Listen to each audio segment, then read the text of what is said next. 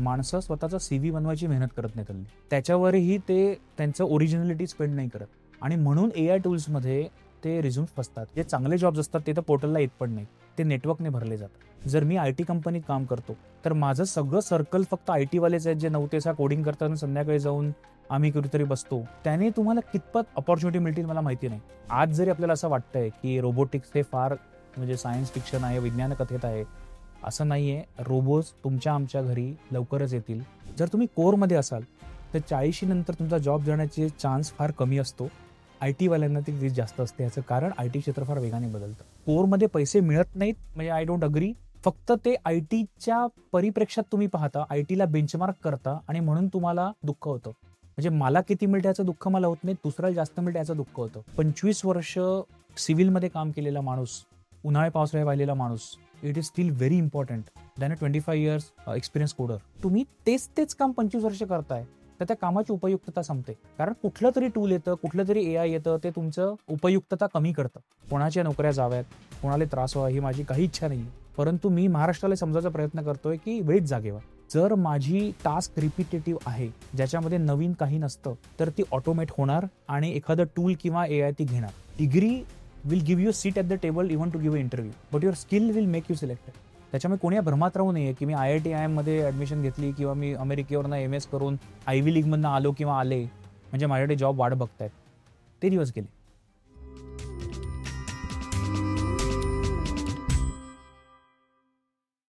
नमस्कार, मी विनायक पाचलक आणि थिंकबँकच्या थिंक स्किल्समध्ये तुम्हा सगळ्यांचं स्वागत. गेल्याच महिन्यामध्ये आपण एक व्हिडिओ केला होता चिन्मय गवाणकर सरांबरोबर आणि त्या व्हिडिओमध्ये आपण IT, AI येऊ घातलेले बदल या सगळ्याविषयी बोललो होतो.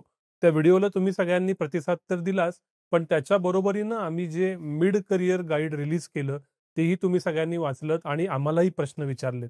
ज्यांनी हे गाईड अजून वाचलं नसेल ते डिस्क्रिप्शन मधल्या लिंकमध्ये जाऊन हे गाईड मिळवू शकतात. पण त्याच्यातूनच असं डोक्यात आलं की त्या गाईड नंतर लोकांनी जे प्रश्न विचारले त्या Q&Aवर किंवा FAQsवर नवीन एपिसोड व्हावा आणि त्यासाठीचीच आजची चर्चा आहे. मी पुन्हा एकदा स्वागत करतो चिन्मय गवाणकर सरांचं. सर, स्वागत आहे थिंकबँक वरती. सर एका प्रख्यात मल्टीनॅशनल कंपनीचे पार्टनर आहेत. कित्येक वर्षाचा, दशकांचा त्यांचा या सगळ्या क्षेत्रातला अनुभव आहे. पहिली मुलाखत जर का तुम्ही आमची बघितली नसेल तर ती नक्की बघा आणि त्या मुलाखतीनंतरच्या FAQ वरती आजची मुलाखत आहे. काय स्किल्स असायला हवीत, कसं घडायला हवं, नॉन IT लोकांनी काय करायला हवं, हा सगळा आजचा फोकस असणार आहे. तर एक कॉमन प्रश्न जो आला त्याच्यातून आपण सुरुवात करू, तो म्हणजे प्रॉम्प्ट इंजिनिअरिंग म्हणजे नक्की काय. आपण प्रॉम्प्ट इंजिनिअरिंग विषयी बोललो, म्हणून भाषा शिकायला हवी याच्याविषयी बोललो, पण खूप जणांनी हा प्रश्न विचारलाय की आम्हाला प्रॉम्प्ट इंजिनिअरिंग समजावून सांगा. तर ॲज्युम दिस की काही माहीत नसणारा एक व्यक्ती आहे, तर आम्हाला थोडक्यात प्रॉम्प्ट इंजिनिअरिंगचा मास्टर क्लास द्या. धन्यवाद विनायक, मला पुन्हा इथे बोलवल्याबद्दल. प्रॉम्प्ट इंजिनिअरिंग आपण मागे जसं बोललो, ते तुम्हाला AI कडनं काय हवं हे नेमक्या शब्दात सांगण्याची कला. आणि आज मी तुम्हाला उदाहरण देतो. समजा तुम्हाला एखाद्या सहाय्यकाला काही काम करून घ्यायचं आहे तुमच्या ऑफिसमधनं, तर तुम्ही त्या सहाय्यकाला तुमच्या केबिनमध्ये बोलवाल, त्याला एक्झॅक्टली समजावून सांगाल अर्धा तास की माझ्या डोक्यामध्ये काय आहे, मला कसं कसं करायचं आहे, व्हाईट बोर्डिंग कराल आणि ही सगळी जी चर्चा तुम्ही करता, ती चर्चा करून त्या माणसाला समजतं, तो जाऊन आपलं कार्य करतो. हो. जर आपल्याला कम्प्युटरलाही समजावायचं असेल किंवा AI ला समजावायचं असेल, तर त्याला काही कॉमन हॅक्स आपण म्हणू शकतो. सर्वप्रथम तुम्ही त्या प्रॉम्प्टला किंवा त्या AI ला एक पर्सनॅलिटी द्या. म्हणजे उदाहरणार्थ, मी जर समजा फायनान्शियल अनालिस्ट आहे आणि मला एखादा स्टॉक रिसर्च करायचा आहे, तर तुम्ही सांगा की you are a financial analyst working in a Indian stock market. ही पहिले पर्सनॅलिटी द्या. हे ऐकायला फार असं फनी वाटेल, पण मजेशीर वाटेल. पण हे करावं लागतं. तुम्ही त्याला पर्सनॅलिटी की तू कोण आहेस. दुसरी गोष्ट, तुम्हाला त्यांच्याकडनं आउटपुट काय हवं हे तुम्ही डिफाईन करा. तुम्ही आपण जसं सर्चमध्ये करतो की एक काहीतरी स्टॉकचा टाईप करून क्लिक करतो आणि मग 15 लिंक येतात आणि मग शोधत बसतो. तसं न करता समजा तुम्हाला XYZ कंपनीच्या स्टॉकबद्दल रिसर्च करायचा आहे, तर तुम्ही सांगा अमुक-तमुक कंपनीचा हा स्टॉक आहे. या स्टॉकबद्दल मी इन्व्हेस्ट करावं, करू नये, यांचा सेल वाढतोय, रेव्हेन्यू वाढतोय, EBITDA वाढतोय. तुम्हाला स्पेसिफिकली काय हवंय? म्हणजे कधी-कधी असं असतं, कंपनीची ग्रोथ होते, सेल वाढतोय, पण प्रॉफिट वाढत नाहीये. तुम्हाला काय हवंय? मग तुम्ही ॲज अ इन्व्हेस्टर तुम्हाला काय वाटतं? तुम्ही कुठले रेशो बघता? तुम्ही त्याचे काय फायनान्शियल मॅट्रिक बघता? हे सांगा त्या प्रॉम्प्टमध्ये. You are a financial adviser or financial analyst. You have to analyse so and so stock for performance over last 10 years. हम्म. I am particularly interested into what is the EBITDA margin and how the trend is looking. तुम्ही त्यांना specific एक task दिलीत. त्याच्यानंतर बरीच लोक चूक अशी करतात की तुम्ही त्याला जा कुठे मला माहित नाही काय आणि मला ठप नाही, आपण जे मागच्या वेळेला बोललो तसं करून सोडून देता. तसं न करता तुम्हाला आवश्यक सोर्सेस, म्हणजे जर तुम्ही हे काम AI शिवाय केलं तर तुम्ही काय काय जाऊन वाचाल, त्या कंपनीची बॅलन्स शीट वाचाल, त्या कंपनीचे इन्व्हेस्टर रिपोर्ट्स वाचाल, तर त्याच्या लिंक्स पण द्या अच्छा. की या अमुक तमुक वेबसाईटला जाऊन तू हे वाच, हा फायनान्शियल रिपोर्ट वाच, किंवा त्यांच्या कंपनीच्या सीईओने कुठे दिलेलं भाषण युट्यूबला उपलब्ध आहे, ती लिंक जाऊन तो पॉडकास्ट ऐक. म्हणजे त्यांच्या भविष्यातली योजना काय आहेत त्या तुम्हाला कळतील. आणि हे सगळं चर्चा करून तू त्यांच्या कॉम्पिटिशनशी पण कम्पेअर कर. म्हणजे मी एखाद्या वाहन उद्योगातल्या स्टॉकचं जर फायनान्शियल अनालिसिस करतोय तर त्यांच्या कॉम्पिटिशनचं पण तुम्ही त्यांना लिंक द्या आणि त्यांना क्लिअरली सांगा तुम्हाला आउटपुट काय हवंय. लोक इथे चुकतात. म्हणजे फॉर एक्झाम्पल तुम्हाला टॅब्युलर फॉर्मॅटमध्ये आउटपुट हवंय का, तुम्हाला साईड बाय साईड कंपॅरिझन हवी आहे का, तुम्हाला एक PDF मध्ये A4 साईज टाईप 10 पानं हवी आहेत, की तुम्हाला एखादा ग्राफ बनवून हवाय, की तुम्हाला चार्ट बनवून हवाय, हे तुम्ही आउटपुट पण सांगा. आणि त्यांना मग कुठल्या रिसर्चमध्ये, म्हणजे आता एवढं तुम्ही सगळं दिलं तर त्याच्यामध्ये खाली मोड असतात, डीप रिसर्च किंवा क्विक रिस्पॉन्स. तो मोड सिलेक्ट करा. डीप रिसर्च मोड सिलेक्ट करा. तुम्हाला डीप रिसर्च करायचं आहे, तुम्हाला कविता लिहायची आहे, गाणी लिहायची आहे, तर डीप रिसर्चची गरज नाही. तर हे सगळं तुम्ही जितकं कराल तितका तुमचा प्रॉम्प्ट हा पायाशुद्ध होतो. आणि हेही नसेल करायचं, तुम्हाला हॅक सांगून ठेवतो, तुम्हाला जे जमतो तो प्रॉम्प्ट लिहा आणि तो प्रॉम्प्ट एआयला सांगा, you are my prompting coach. Read the prompt I created for a financial analysis of XYZ company. Please guide me and debate with me how this prompt can be further refined so that I can get best answer from you. AI तुम्हाला नवीन prompt बनवून देईल. असंही करू शकता. तुम्हाला एवढी मेहनत नाही करायची तर असं करा. आणि असं करत करत करत तुम्हाला कळेल की काय AI मध्ये वर्क होतं आणि मग तुम्ही त्याचे प्रोफेशनल बनाल. पण ह्याच्याशिवाय अजून काही हॅक्स आहेत का? जसं गुगल सर्च करताना आपण टाईप ऑफ फाईल द्यायचो, आपण विशिष्ट वेबसाईटची लिंक देऊन पुढे सर्च करायचो, प्लस मायनस सायन्स वापरायचो, बुलियन सायन्स वापरायचो. त्यावेळेला हाऊ टू सर्च ऑन गुगलवर पुस्तकं आलेली. ॲब्सोल्युटली. तर आता असे काही हॅक्स, असे काही कोड्स, अशा काही गोष्टी आहेत का या प्रॉम्प्ट इंजिनिअरिंगमध्ये? First step personality. This is the biggest hack. आणि लोक इथे विसरतात की तुम्हाला कोणाच्या ह्याने आन्सर हवं हे पहिले तुम्हाला टाकायला लागतं. दुसरा हॅक असा आहे की you have to tell the AI whether you need a deep research or quick answer. आता मध्ये मी एक रिसर्च वाचत होतो की फॉर सम रिझन, म्हणजे आपण नावं घेऊन पण गुगल जेमिनाय, तुम्ही एक गंमत करून बघा, नॉर्मल प्रॉम्प्टिंग करा आणि जेमिनायमध्ये एक वाक्य टाका, प्लीज डू डीप रिसर्च. फक्त एवढंच लिहा कुठल्याही प्रॉम्प्टला, तुमचं आन्सर चांगलं येईल. काय येईल कसं येईल माहिती नाही, पण जेमिनाय वर्क्स विथ दिस. असे बरेच हॅक्स आहेत, ते तुम्हाला वापरून वापरून कळणार. किंवा ग्रॉकमध्ये तुम्ही त्याला सांगायला लागतं स्पेसिफिकली की do not create fictitious data. ग्रॉकचं हे फार म्हणजे अनुभवलेलं आहे की ग्रॉक तुम्हाला प्लीज करायला, कारण माणसाने मला काहीतरी विचारलंय तो खोटी माहिती बनवू शकतो, हे ग्रॉकचं फार स्पेसिफिकली आहे. मग ग्रॉकमध्ये मी जेव्हा करत करत तेव्हा मला कळलं की ग्रॉकमध्ये कुठल्या पण शेवटी वाक्य टाकतो, do not create fictitious data, stay with the true data, if you don't find the data don't give me the answer. असे तुम्ही हॅक्स हळूहळू वापरूनच शिकणार. म्हणजे प्रॉम्प्ट इंजिनचे कोर्सेस पण आहेत, बरीच ऑनलाईन गाईड्स पण आहेत, ते सगळे आपण आज कव्हर करू शकत नाही. पण बेसिक ह्याच्यामध्ये एक आहे की लिहायला कंटाळू नका. The good prompt can be even 4 pages long. अच्छा. Especially in your artistic creation. म्हणजे आपण हे तर टेक्स्टचं बोललो, पण तुम्ही आर्टिस्ट असाल, हल्ली लोक इमेज बनवतात, व्हिडिओ बनवतात, हे सगळं बनवतात. मग त्याच्यासाठी तुम्हाला जो प्रॉम्प्ट असतो ना, तो एक्झॅक्टली जसा डायरेक्टर एखादा सीन त्याच्या डोक्यात डिझाईन करून स्क्रिप्ट लिहितो, तशी स्क्रिप्ट तुम्हाला प्रॉम्प्टमध्ये लिहावी लागते. तरच तुमचा तो सोराने बनलेला व्हिडिओ किंवा अजून कुठला वेवोने बनलेला व्हिडिओ हा तुमच्या मानवी क्वालिटीपर्यंत बनेल. पण आपण काय करतो, आपण AI वर अर्धवट विश्वास ठेवतो आणि त्यांना काहीतरी असं साधा प्रॉम्प्ट देतो की 2 people playing in the garden, कर व्हिडिओ. मग तो जो काहीतरी विचित्र व्हिडिओ बनवतो, आपण आपलं मत बनवतो, अरे AI काहीच करू शकत नाही. पण जसं तुम्ही एखादा व्हिडिओ पर्सनल फिजिकल लाईफमध्ये करताना जी तुमची क्रिएटिव्ह प्रोसेस आहे, तुम्ही तुमच्या टीम बरोबर बोलता, त्याचे रफ स्केचेस काढता, मग तुम्ही डायरेक्टरशी बोलता, मग तुम्ही लोकेशनवर जाता, मग त्याचा एक स्क्रिप्ट बनवता, मग स्क्रिप्टला कुठल्या अँगलने कॅमेरा लावायचा ठरवता, हे सगळं तुम्हाला जर प्रॉम्प्टमध्ये टाकायचं झालं, हे थिंकिंग प्रोसेस, तर तो प्रॉम्प्ट 4-5 पानांचाही होऊ शकतो. पण तेवढी मेहनत आपण अजून प्रॉम्प्टवर करत नाही आणि म्हणून आपल्याला असं वाटतं की प्रॉम्प्टने आपल्याला आन्सर येत नाहीये. तर हे शिकलं पाहिजे. लिहायला कंटाळू नका, एवढंच मी सांगेन. जितकं लिहाल, जितकी इन्फॉर्मेशन द्याल, तितकं तुम्हाला चांगला रिस्पॉन्स मिळणार. तर याच उत्तराला घेऊन तसं चिन्मय सर म्हणाले आपण अजून एक गाईड रिलीज करूया, ते म्हणजे AI युजर गाईड किंवा प्रॉम्प्ट गाईड. त्याची लिंक मी डिस्क्रिप्शनमध्ये देतो. तेही तुम्ही डाउनलोड करू शकता आणि AI कसं वापरायचं याच्याबद्दल अधिक समृद्ध होऊ शकता. हा जो AIचा विषय झाला त्याच्याबद्दल माझ्यासह नंतर जे फीडबॅक आले त्यातली कॉमन एक दुसरी क्वेरी अशी होती, की आजकालची रिक्रुटमेंट प्रोसेस AI बेस्ड झाली. तुम्ही रिझ्यूम पाठवा, एवढे रिझ्यूम येतात की कुणीही ते मॅन्युअली बघत नाही. AI फिल्टर करतात आणि त्यातनं मग कदाचित तुम्ही मेरिटोरियस असाल, तरी तो अल्गोरिदम तुम्हाला उडवतो. पुढं प्रत्यक्ष भेटीची, टेक्निकल टेस्टची संधी देऊ शकत नाही. हे नक्की काय आहे? हे किती कंपन्या करतात? आणि ह्याला टॅकल कसं करायचं, की AIमुळं आपण मेरिटोरियस असून सुद्धा आपली संधी जाणार नाही? खरं तर हे जे जवळ-जवळ 90% कंपन्या आज करतात. याचं बरं. कारण असं आहे, की आज जसं आपण मागे बोललो, की जॉब्स कमी आहेत आणि ॲप्लिकंट जास्त आहेत. आणि प्रत्येकाच्या वेबसाईटला करिअरची लिंक आहे किंवा LinkedInवर पोस्टिंग येतात. तर ॲप्लिकेशन करायला तर काहीच हल्ली पूर्वीसारखे मोठे फॉर्मही भरायला लागत नाही. It's a one click apply. तर तुम्ही लिंकवर क्लिक करा, तुमची LinkedIn प्रोफाईल त्यांना ऑटोमॅटिक शेअर होते. मग आता प्रश्न कुठे येतो, की माणसं स्वतःचा CV बनवायची मेहनत करत नाहीत हल्ली. त्याच्यावरही ते त्यांचं ओरिजिनॅलिटी स्पेंड नाही करत. आणि म्हणून AI टूल्समध्ये ते रिझ्यूम्स फसतात किंवा ती लिंक, ती प्रोफाईल फसून जाते. आणि ही रिॲलिटी आहे. याच्यामध्ये आपण आता we can't go back in time. म्हणजे आपण घड्याळाचे काटे उलटे नाही फिरवू शकत. कारण कुठल्याही ऑर्गनायझेशनमध्ये रिक्रुटर जे असतात, त्यांना दिवसाला जर 15,000 रिझ्यूम येणार असतील, तर it is humanly impossible to look at a person. आधी सुद्धा AI नसताना कीवर्ड सर्च असायचे.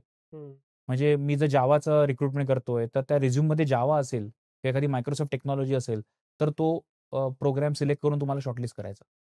आता कीवर्डच्या वरती आपण जाऊन अख्खा तो रिझ्यूम बघतो आणि त्याचा एक सार काढतो, की माझ्या जॉब डिस्क्रिप्शनला हा रिझ्यूम किती मॅच होतोय.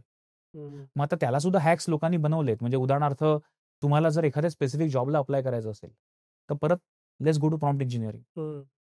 ते जॉब डिस्क्रिप्शन कॉपी करा. ते प्रॉम्प्टमध्ये पेस्ट करा तुमच्या AIच्या विंडोमध्ये आणि वरती लिहा, की you are a resume creator. This is a job description for which I'm applying. However, please make sure that my CV, which will be created as an answer to this job description, will not be filtered by AI tool. So please think deeply, find out the key concepts of this job description, tailor my experience and CV, which will not be filtered and which will be 100% matched to this job description, and create me a CV. आणि chances of that CV getting selected are higher. आज प्रश्न काय होतोय, आपण एक PDF मध्ये आपला CV बनवून ठेवतो आणि कुठल्याही जॉबला जाऊन तोच अप्लाय करत बसतो. पण सोपं असतं, माझ्या हार्ड डिस्कवर तो सेव्ह आहे, माझ्या WhatsAppमध्ये तो आहे. तर एकच CV प्रत्येकाला आपण का पाठवतो? पूर्वी कव्हरिंग लेटर असायचं, if you remember, right? Covering letter काय असायचं, की तुम्ही या जॉबला का पात्र आहात. आता कव्हरिंग लेटरचा कन्सेप्ट फारसा गेलेला आहे. म्हणजे अगदी तुम्ही जर कुठे रिसर्च ग्रांटला अप्लाय करत असाल, तर आपण अजूनही कव्हरिंग लेटर देतो. परंतु जनरली जॉब्समध्ये तुमचं जे वरचं ऑब्जेक्टिव्ह असतं, ते ऑब्जेक्टिव्ह प्रत्येकजण सेम लिहितो, to work for organisation with the best of my abilities. मग ते AI कसं तुम्हाला सिलेक्ट करेल? पण जर तुम्ही, जसं आपण समरायझेशन AIने करतो, ते समरायझेशन जर तुम्ही तुमच्या CVचं केलं, की मी या जॉबसाठी कसा पात्र आहे किंवा कशी पात्र आहे, ह्याचं जर तुम्ही एक पॅराग्राफ बनवलात आणि तो तुमच्या ऑब्जेक्टिव्हमध्ये टाकलात, तर AI अल्गोरिदम तुमचे जॉब डिस्क्रिप्शन मॅच करून, 2 पॅराग्राफ मॅच करून तुम्हाला शॉर्टलिस्ट करण्याचे चान्सेस जास्त आहेत. म्हणून simple hack, do prompt engineering on your CV, your on CV, match it with the job description आणि क्रिएट सेपरेट CV, जे आज खूप सोपं आहे. तुम्हाला अख्खा टाईप नाही करायचं आहे. तुम्हाला AI बनवून देणार आहे. Create separate CV tailored for the job description. हा सध्या तरी हॅक चालतोय, पण सगळे हे शिकले, कदाचित अजून 6 महिने नाही चालणार. पण पण सध्या तोपर्यंत तरी ज्यांना प्रयत्न करायचा करावा. पण हे हॅक चालणं बंद झाल्यावर मग काय उरतं, की अबोव्ह AI, बियॉन्ड AI मी कसा जॉब मिळवू शकतो? त्याच्यासाठी तुम्हाला फिजिकल वर्ल्डमध्ये यावं लागेल. म्हणजे उदाहरणार्थ, म्हणजे असं गमतीने म्हणतात, की एखादा जॉब पोर्टलवर पोस्ट झाला किंवा LinkedInवर आला, तर तो आधीच ठरलेला असतो, कोण अप्लाय करणार. आणि जे चांगले जॉब्स असतात ते तर पोर्टलला येत पण नाहीत. ते नेटवर्कने भरले जातात. त्याच्यामुळे आज आपल्याला असं वाटतंय, की ॲक्सेसिबिलिटी असल्यामुळे आपल्याला प्रत्येकाला वाटतं, की आणि LinkedIn तुम्हाला दाखवतं उदाहरणार्थ, की your match with the job description आणि तुमच्यासारखे 90 लोकांनी अप्लाय केलेलं आहे.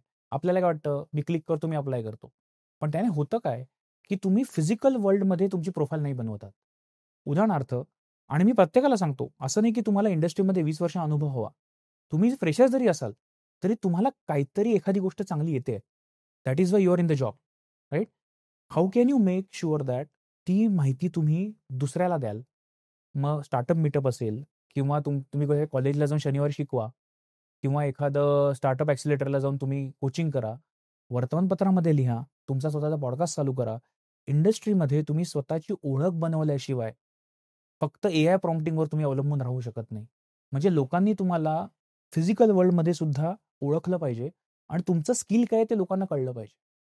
आणि म्हणून त्याच्यामध्ये मी प्रत्येकाला सांगेन, की तुम्हाला जी गोष्ट चांगली येते किंवा जी गोष्ट तुम्हाला लोकांना समजावता येते, त्याच्यामध्ये तुमच्या स्वतःच्या जॉब व्यतिरिक्त तुम्ही किती टाईम स्पेंड करता. मग ते इंडस्ट्री फोरम्स असतील, कॉन्फरन्सेस असतील, इंडस्ट्री बॉडीजमध्ये लिहिणं असेल, वर्तमानपत्रात लिहिणं असेल, स्वतःचा पॉडकास्ट, Instagram अकाउंटमधनं तुम्ही थोडे-थोडे रील्स बनवणं असेल, प्लीज करा. हं. कारण त्याशिवाय त्या गर्दीमध्ये तुम्ही उठून दिसणं खूप कठीण आहे. थोडक्यात काय तर मी उद्योजक नसलो, CXO नसलो, तरी सुद्धा मला माझा ब्रँड बनवणं छोट्या प्रमाणात किंवा ज्याला अगदी आपण नेटवर्किंग म्हणू असं करायची गरज आहे. Absolutely. Networking is the best word. हं. आणि नेटवर्किंग हे फक्त आपल्या स्वतःच्या इंडस्ट्रीमध्ये नसावं. तुमचं नेटवर्किंग डायव्हर्सिटीमध्ये असावं. म्हणजे उदाहरणार्थ, जर मी आय-टी कंपनीत काम करतो किंवा करते, तर माझं सगळं सर्कल फक्त आय-टीवालेच आहेत, जे 9 ते 6 कोडिंग करतात आणि संध्याकाळी जाऊन आम्ही कुठेतरी बसतो. त्याने तुम्हाला कितपत हे अशा अपॉर्च्युनिटी मिळतील मला माहिती नाही. आणि साधं उदाहरण देतो, की मी कोणाशी तरी परवा बोलत होतो. त्यांना जॉब सिलेक्ट करायचा होता आणि the person is 20 years into IT. Leadership पोझिशनला होते आणि त्यांना आता दुसऱ्या कंपनीमधनं जॉबचे कॉल्स येत नाहीयेत. तर मी त्यांना म्हटलं, की तुम्ही GCCमध्ये सर्च केलत का? ते म्हणाले, "नाही, मी नाही विचार केला हा." म्हटलं, "तुम्हाला 20 वर्षाचा आय-टीचा अनुभव आहे प्रोजेक्ट डिलिव्हरीचा. तुम्हाला टीम्स मॅनेज करता येतात. मग आज पुण्यामध्ये, नोएडामध्ये, हैदराबादमध्ये एवढ्या ग्लोबल कंपन्या ज्याबद्दल आपण मागच्या पॉडकास्टमध्ये बोललो, ते स्वतःचं कॅपॅबिलिटी सेंटर सेटअप करतायत. त्यांना भारतातल्या आय-टी टॅलेंटची गरज आहे. पण तुम्ही तिथे अप्लाय केलत का? नाही, मी तिथे कोणाला ओळखत नाही." हं. मग म्हटलं, "पुण्यामध्ये बरीच लोकं आहेत. तुमच्या सोशल सर्कलमध्ये कोणी काम करतं का GCCमध्ये?" तर नाही करत. तर इथे थोडासा प्रश्न येतो, की मी माझ्या चाकोरीमध्येच राहतो. माझ्या इको चेंबरमध्ये मी राहतो किंवा राहते आणि त्याच्यामुळे आपल्याला वाटतं, की जग असं माझ्याशी फार वाईट वागतंय. मला काही अपॉर्च्युनिटीज नाहीयेत. पण थोडंसं मी ॲडजस्टन्सी हा शब्द नेहमी वापरतो. थोडं बाजूला जा. तुमच्या स्किल्सला फक्त तुमच्या कंपनीमध्ये किंवा इंडस्ट्रीमध्ये नाही, बाहेर सुद्धा वाव आहे. म्हणजे उदाहरणार्थ तुम्ही आज प्रोफेसर असाल, तुम्ही कॉलेजमध्ये मुलांना शिकवत असाल, तर तुम्हाला इंडस्ट्रीमध्ये कन्सल्टन्सी संधी आहे ना. पण तुम्ही कधी इंडस्ट्रीमध्ये जाऊन इंडस्ट्री फोरम्समध्ये मग CII असेल किंवा MSMEच्या बऱ्याचशा कॉन्फरन्सेस होतात. तिथे जाऊन कधी तुमचं कार्ड तरी एक्सचेंज केलंय कोणाबरोबर? तुम्ही अमुक-तमुक कॉलेजमध्ये AI मशीन लर्निंगचा प्रोफेसर आहे. मी तुम्हाला SMEला येऊन कन्सल्टन्सी करू शकतो किंवा शकते. सोपं आहे फार आहे. फक्त नेटवर्किंग इज ॲब्सोल्युटली इम्पॉर्टंट शब्द वापरलात ना, की चाकोरी सोडून, इको चेंबर सोडून जितकी माणसं मी जोडू शकते किंवा शकतो, त्याने तुमचा जॉब, उद्योगधंदा हा उद्या सुरक्षित होणार आहे. हं. किंवा people still buy from people. मागच्या पॉडकास्टमध्ये बोललेलो. तो जो कम्फर्ट आहे, तो फक्त एआयवर तुम्ही जर आर्टवर्क सबमिट केलं, ईमेलवर कॉन्टॅक्ट केलात, Zoom मीटिंग केला, नाही होत. हं. पण मग प्रश्न असा येतो, की नोकरी करू, तिथं 8-12 तास राबू, का हे सगळं नेटवर्किंग आणि असलं करण्यात वेळ घालवू? वेळ घालवू याच्यातच प्रॉब्लेम आहे. हा वेळ घालवणं नाही, हा वेळ इन्व्हेस्ट करणं आहे. We are investing our time into something. त्याच्यामुळे मी असं म्हणत नाही, की नोकरीकडे दुर्लक्ष करा. नोकरी तर करावीच लागते आपल्याला. आपला स्वतःचा उद्योग सांभाळावाच लागतो. पण तुमच्याकडे एक शनिवार, रविवारमध्ये शनिवारचा 1 तास तुम्ही नाही देऊ शकत. हं. करूया ना प्रयत्न त्यासाठी. हं. आउट ऑफ द वे जाऊन तुम्हाला काही करायचं नाहीये. हं. म्हणजे सिंपल सांगतो, की स्टार्टअप मीटअप्स होतात. पुण्यामध्ये पण होतात, बंगलोरमध्ये पण होतात आणि तिथे सगळे स्टार्टअप फाउंडर्स येतात. जर तुम्ही आय-टी इंडस्ट्रीमधले 20 वर्षाचा एक्सपिरियन्स असाल आणि तुम्ही तिथे फक्त एका मीटअपला गेलात रजिस्टर करून, काय ₹100, ₹200 रजिस्टर फी असते आणि ते काय 5 स्टारमध्ये होत नाहीत ते. साध्या कुठल्यातरी एक स्नॅक बारमध्ये होतात. आणि तिथे समजा आता 20-35ची मुलं कुठल्यातरी बिझनेस कन्सेप्टची चर्चा करतायत आणि तुम्ही त्यांना फक्त तुमच्या अनुभवाने जरी ऑफर केलत, की "बाबा रे, ह्याच कंपनीमध्ये मी 20 वर्ष काढली. Can I help you?" You will be amazed. त्या स्टार्टअप फाउंडर्सना पण तुमच्या ज्ञानाची गरज आहे. त्याच्यामुळे आपण 3 तास सिनेमाला जातो, मॉलमध्ये खरेदीला जातो. त्यातला अर्धा वेळ तरी नेटवर्किंगला द्या प्लीज. अशी माझी हं. विनंती राहील. दुसरा एक प्रश्न विचारला गेला आणि तो इन अ वे कायम एक असा बायस होतो की अरे तुम्ही फार आय टी बद्दल बोलता, नॉन आय टी वाल्यांचं काय? तर पहिला प्रश्न असा, मला नॉन आय टी डीप जायचंय त्याच्या आधी पहिला प्रश्न असा की नॉन आय टीतल्या लोकांना एआय कितपत हवं? त्यांनी हे एआय कसं शिकायचं? त्यांच्यासाठी हा नुसता बागुलबुवा आहे का सत्य आहे? मी नेहमी प्रश्न म्हणजे हा जेव्हा विचारला तेव्हा मी नेहमी म्हणतो की AI is like a electricity, AI is like WhatsApp, AI is like Facebook. याचा अर्थ काय आहे? AI is going to be our lifestyle. Gone are the day जेव्हा एआय हा कुठल्या तरी रिसर्च सायंटिस्टचा प्रकार आहे किंवा कॉम्प्युटर इंजिनियर्सचं काम आहे. त्याच्यामुळे तुम्ही नॉन आय टीत जरी असाल तरी तुमच्या क्षेत्रामध्ये एआयचा वापर कुठे होतो, एवढी ॲडजसन्सी तुम्हाला आलीच पाहिजे. उदाहरणार्थ, मी जर एक स्मॉल स्केल इंडस्ट्रीचा ओनर आहे आणि माझ्याकडे माझे इनव्हॉइस प्रोसेसिंग टॅलीमधनं होतं, for want of better words, right? आता आजही मी बघितलंय की सगळी सॉफ्टवेअर्स आहेत, CRM आहे, ERP आहे, सप्लाय चेन आहे, पण आजही माणूस तिथे टायपिंगला बसवलाय आणि तो पंच करतो. पंचिंग म्हणतात त्याला, आपलं इनव्हॉइस पंचिंग वगैरे. पण आज एआय टेक्नॉलॉजी चीपली अवेलेबल आहे, जिथे तुम्ही फोटो काढू शकता इनव्हॉइसचा, कुठला इनव्हॉइस असेल, आणि 80% ॲक्युरसीनी विदाऊट एनी कोडिंग ते फील्ड सगळे टॅलीमध्ये डायरेक्ट भरू शकतात. आपण तिथपासून तरी सुरुवात केली आहे का? किंवा तुम्हाला तुमच्या बिझनेसचं मार्केटिंग करायचं आहे, तर आज आपण मार्केटिंग एजन्सी अपॉइंट करतो, विच इज ओके. पण तुम्हाला मार्केटिंगच्या ज्या आयडियाज आहेत, त्या स्वतः तुम्ही कॅनव्हामध्ये जाऊन कॅनव्हा प्रोमध्ये आज तुम्ही स्वतःची रील स्वतः बनवू शकता. त्या स्वतःची डिजिटल मार्केटिंग स्ट्रॅटेजी तुम्हाला एआयशी डिबेट करून बनवता येते. तेवढं आपण केलंय का? तर माझ्या माहितीप्रमाणे असं मला सांगावंसं वाटतं सगळ्यांना, की एआय हे ग्लॅमर काढून टाका.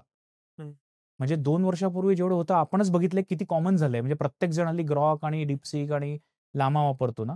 तर मी तर म्हणतो की प्रत्येकाने हे वापरायला लागा. Let's get glamour out of AI. तुम्हाला रोजच्या कामामध्ये ज्या कामाचा तुम्हाला वेळ वाचेल, त्या वेळ वाचवण्यासाठी तुम्ही एआयचा वापर बिनधास्त करा. तुम्हाला कोडिंग नाही करायचंय, तुम्हाला LLM नाही बनवायची आहेत, तुम्हाला कुठलं फाईन ट्युनिंग नाही करायचंय, व्हेक्टर सर्च नाही करायचंय, रॅग नाही करायचंय. या सगळ्या ग्लॅमरस टर्म्स तुम्ही कॉम्प्युटर इंजिनिअरसाठी सोडा. पण तुम्हाला तुमच्या फोनवरचा जेमिनायचा क्लायंट किंवा तुम्हाला तुमच्या Google डॉक्समधला जो राईट साईडला जेमिनायचा हे येतो किंवा मायक्रोसॉफ्ट कोपायलट असेल, ह्याचा वापर तुमच्या रोजच्या कामांसाठी करता आलाच पाहिजे. तेवढा जरी केलात, तरी तुमची बरीचशी प्रॉडक्टिव्हिटी वाढेल. आणि मी नेहमी म्हणतो प्रॉडक्टिव्हिटी वाढेल म्हणजे माणसांना काढणं नाही. तेवढ्याच वेळामध्ये तुम्ही जास्त काम कसं कराल? म्हणजे आज जर मी 10 क्लायंट मॅनेज करतो एका महिन्यामध्ये, या प्रॉडक्टिव्हिटी वाढल्याने मी जर 20 क्लायंट मॅनेज करू शकलो, तर मलाच प्रॉफिट आहे ना. कारण I am using the same resources for more business. तर तसं नॉन आय टीवाल्यांनी पण एआयमध्ये घुसलं पाहिजे. त्यासाठी मी परत सांगतो, prompt engineering, basics of responsible ethical AI. कारण मी बऱ्याच वेळेला बघितलं की ज्यांनी हे कोर्सेस केले नसतात छोटे-छोटे, ते आपली बॅलन्स शीट सर अपलोड करतात ओपन ChatGPTला. Which is risky. म्हणजे तुमचे सगळे फायनान्शियल डॉक्युमेंट्स, ते काही लोकं मेडिकल रेकॉर्ड्स डॉक्टरकडनं आलेले सर्व फोटो काढतात आणि ChatGPTला विचारतात की उद्या माझी डॉक्टरची अपॉइंटमेंट आहे, मला काय झालंय सांग, माझा ब्लड रिपोर्ट पाहू. Which is very risky. तर हे होऊ नये म्हणून तुम्ही बेसिक कोर्सेस करा, ज्याच्यामध्ये तुम्हाला रिस्पॉन्सिबल एआय म्हणजे काय, एथिकल एआय म्हणजे काय, डेटा प्रोटेक्शन, सिक्युरिटी ह्याचे कन्सेप्ट्स कळतील, की एआय रिस्पॉन्सिबली कसं वापरायचं. पेड सबस्क्रिप्शन घ्या. मी मागे म्हणालो होतो की सगळं फुकट नसतं. महिन्याला $20 ₹1600, एका पिझ्झाला ₹1000 जातात. एक सबस्क्रिप्शन घ्या तुमच्या कंपनीमध्ये, शेअर्ड सबस्क्रिप्शन घ्या आणि वापरा. तर तुम्हाला नॉन आय टी असून काही न्यूनगंड याची गरज नाहीये. हे जे ऍप्लिकेशन लेयर आहे, की बेसिक गोष्टी शिकून आपली प्रॉडक्टिव्हिटी इम्प्रूव्हाइज करणे, हे शिकायला कुठला एक कोर्स किंवा कुठले एक set of free videos courses काही आहेत का, की ज्यातनं मी टूल लेवलला शिकेन? 60 वर्षाचा, 70 वर्षाचा व्यक्ती ते 16 वर्षाचा विद्यार्थी. बरेच कोर्सेस आहेत. त्याच्यातला एक कोर्स जो मी स्वतः भारतामध्ये आमच्या EY रिपल्स टीमतर्फे सगळीकडे जाऊन लॉन्च करतो. तो म्हणजे EY Microsoft AI skills passport. हा कोर्स प्रत्येकाला करण्यासाठी 100% फ्री आहे, ऑनलाईन आहे आणि त्या कोर्समध्ये तुम्हाला सगळे बेसिक कन्सेप्ट शिकता येतात. 4 का 4.5 तासाचा कोर्स आहे. तुमच्या अँड्रॉइड फोनवरनं तुम्ही फ्रीमध्ये करू शकता. त्याची लिंक आपण डिस्क्रिप्शनमध्ये देऊ. आणि तुम्हाला प्रॉपर मायक्रोसॉफ्ट आणि EYचं एक सर्टिफिकेट मिळतं. You are certified on AI skills passport म्हणून. ओके. तेवढं करा आणि एआय वापरायला लागा. आणि जसं तुम्ही एआय वापरायला लागाल, तसं तुम्ही स्वतः शिकत जाल. आज एआय बाबत थोडंसं भीती आहे, थोडंसं कुतूहल आहे, थोडंसं औत्सुक्य आहे आणि त्याच्यामुळे आपण कधी एकदमच आहारी जातो, एकदमच लांब राहतो. तर तसं नका करू. तुम्ही WhatsApp वापरता, तुम्ही एआय वापरा. इव्हन WhatsAppमध्ये आता मेटा एआय किती जण वापरतात? वरती ते येतं ना आस्क म्हणून, किती जण वापरतात. तुम्हाला तर व्हॉट्सअपची विंडो सोडायची गरज नाहीये.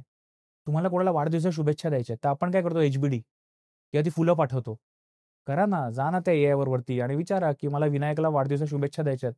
विनायक हा पॉडकास्ट होस्ट आहे. विनायकाला काय चांगलं मी पॉडकास्टच्या शुभेच्छा देऊ. तो तुम्हाला पॉडकास्टरसाठी काहीतरी एक चांगली फनी वाढदिवसाच्या शुभेच्छा लिहून देईल ना. किती वेळ लागतो? 10 सेकंद लागतात तो. वापरायला लागा. आपोआप मजा येईल तुम्हाला. त्या नॉन टेक गोष्टीत यायच्या आधी हा जो मुद्दा होता, की आपला किती डेटा शेअर करू द्यावा, किती पर्सनलाइज होऊ द्यावं, काय वाटतं त्या काय आता तो जेमिनी तर गुगलचा आहे, त्यामुळे त्याला कितपत डेटा आपला मिळतो, काय आहे नक्की? जर तुम्ही एखादं पेड सॉफ्टवेअर वापरत असाल, जेमिनीचं असेल, ग्रॉकचं असेल, कुठलंही असेल, ज्याच्यात तुम्ही तुमच्या प्रोफाईलचा ॲक्सेस दिलाय. उदाहरणार्थ ट्विटरची तुमची प्रोफाईल आहे, त्याचा ॲक्सेस तर ग्रॉकला आहे. तुम्ही जर ग्रॉक प्रो घेतलात तर. किंवा जेमिनायमध्ये पण एक सेटिंग आहे जिथे ते तुम्हाला विचारतं, की can Gemini learn on your Google profile. म्हणजे तुमचे शॉपिंग हॅबिट्स, तुमच्या सर्च हॅबिट्स किंवा तुमच्या ईमेल लिहिण्याची स्टाईल, हे सगळं तो शिकायला तुम्ही त्याला परवानगी देता. विच इज ओके कारण तो तुमची स्टाईल शिकतो. परंतु तुमचा पर्सनल डेटा ज्याला आपण म्हणतो, वैयक्तिक माहिती, credit card number, bank statements, medical records हे एआयला देऊ नयेत. कारण अगेन या सगळ्या खूप चांगल्या नावाजलेल्या कंपन्या आहेत. डेटाचा दुरुपयोग होणार नाही, हे सगळं ठीक आहे. परंतु शेवटी तुम्ही तुमचा वैयक्तिक डेटा एका क्लाउडमध्ये देताय. तर कृपया देऊ नका. रिडॅक्ट करा. तुम्हाला जर खरोखर एखादा मेडिकल रिपोर्ट वाचायचा असेल स्वतःसाठी, सेल्फ मेडिकेशनसाठी नाही, की डॉक्टरकडे न जाता औषधं घ्यायला नाही. पण समजून घ्यायचं असेल एखादा मेडिकल रेकॉर्ड, तर वरचं जे असतं ते रिडॅक्ट करा. रिडॅक्ट टूल्स असतात. पीडीएफमध्ये काळं करतो आपण ते. फ्री टूल्स आहेत अवेलेबल ऑनलाईन. तुमचं नाव, पत्ता, मोबाईल नंबर, तुमचा ब्लड ग्रुप, म्हणजे ज्याने हा रिपोर्ट विनायकचा आहे का चिन्मयचा आहे कळू नये. फक्त कोणाच्या तरी ब्लडचा हा रिपोर्ट आहे. तेवढा स्क्रीनशॉट तुम्ही केलात एक वेळ तर ठीक आहे. पण आजकाल लोकांना जी सवय लागली आहे, की माझी बँकेची स्टेटमेंट टाकून किंवा माझी डीमॅट अकाउंटचं अख्खं स्टेटमेंट टाकून सांगतो, की हे माझे स्टॉक्स आहेत. तू अनालिज कर, सांग मी अजून कुठे इन्व्हेस्ट करू. त्याच्याबद्दल काहीतरी एपीआय वगैरे पण आलेत आता, की स्टॉक द्यावा का नाही द्यावा? खूप ठिकाणी आलेत. म्हणजे आता सेबी असं म्हणतं, की तुम्ही स्टॉक ॲडवाइस देऊ शकत नाही. जर तुम्ही सेबी ट्रेंड ॲडवायझर नसाल तर. आणि तुम्ही ओपन एआयला गेलात किंवा फ्री कुठल्या टूलला गेलात तेही सांगतं खाली, की मी तुम्हाला अनालाइज करून देईन, पण शेवटी इन्व्हेस्टमेंट करायची की नाही हा सल्ला मी तुम्हाला देणार नाही. म्हणजे आजही कुठलेही आहे तुम्हाला हे सांगणार नाही इन्व्हेस्ट करा का नका करू. तो तुम्हाला सगळे डेटा देईल त्याचं. तर मी परत सांगतो, की तुम्हाला पब्लिकली अवेलेबल डेटावर रिसर्च करायचा असेल, AI is safe. Nowhere you should give your personal data to AI just for sake of it, unless it is absolutely necessary. म्हणजे उदाहरणार्थ जर तुम्ही कॉर्पोरेट असाल किंवा तुम्ही एसएमई असाल आणि तुम्ही पेड सबस्क्रिप्शन कुठलं घेतलेलं आहे आणि तुम्ही कामासाठी वापरताय, तर तुमचं ॲग्रीमेंट असतं त्या कंपनीबरोबर. तेव्हा ठीक आहे. कारण कंपनी तुम्हाला लायबिलिटी आणि डॅमेजपासून इंडेमनिफाय करते, की उद्या समजा तुमचा डेटा मिसयूज झाला तर कोर्टात भेटू वगैरे वगैरे. पण ॲज अ पर्सन तुम्ही शक्य नाही. टेक जायंटशी नाही फाईट करू शकत. उद्या काही झालं तर. हल्ली रोज आपण बातम्या ऐकतो, पासवर्ड लीक झाले, मध्ये काहीतरी व्हॉट्सअपला 120 कोटी पासवर्ड भारत सरकारचा बदला. तर तसं करू नका. पण बिझनेस असाल तर तुम्हाला द्यावाच लागेल. कारण तुम्हाला बिझनेस डेटावर शिकून पुढे एआय वापरायचं. आपण चर्चा करताना tech tech tech tech jobs बद्दल बोललो, पण 2 सेक्टर ज्याच्याबद्दल क्वेरीजही आल्या आणि प्रश्न मनात आहेत. एक एमएसएमई फ्रॉम ऑल सेक्टर्स, दुकानदारापासून ते छोट्या मशीन शॉपपासून ते मॅन्युफॅक्चरिंग हबपासून, आणि दुसरे अशी सगळी लोकं की जी नाही आहेत, टेकमध्ये नाही आहेत. ह्या सगळ्यांच्या करिअर पाथ, या सगळ्यांचा ग्रोथ पाथ कसा एआय इम्पॅक्ट करतोय? आपण पहिले छोट्या दुकानदारांचं किंवा प्रोप्रायटरशिपचं घेऊया.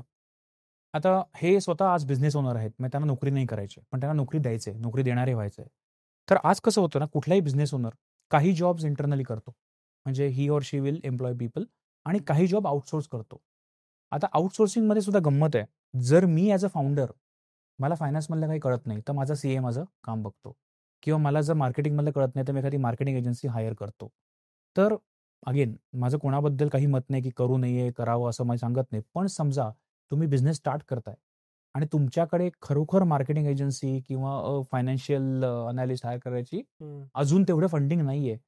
तर तुम्ही एआय वापरून ही कामं करू शकता. म्हणजे स्वतःहून मी जसं मगाशी म्हणालो, तुम्हाला डिजिटल मार्केटिंग करायचं असेल, तर तुम्ही आज कॅनवामध्ये जाऊन 30 फेसलेस रील्स एका मिनिटात बनवू शकता. आणि हे मी सांगायची गरज नाही. तुम्ही YouTubeला जा आणि सर्च करा, create faceless reels in Canva.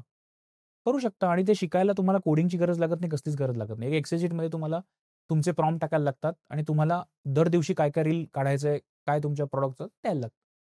तर स्मॉल बिझनेस ओनरने हे शिकून घेतलं पाहिजे.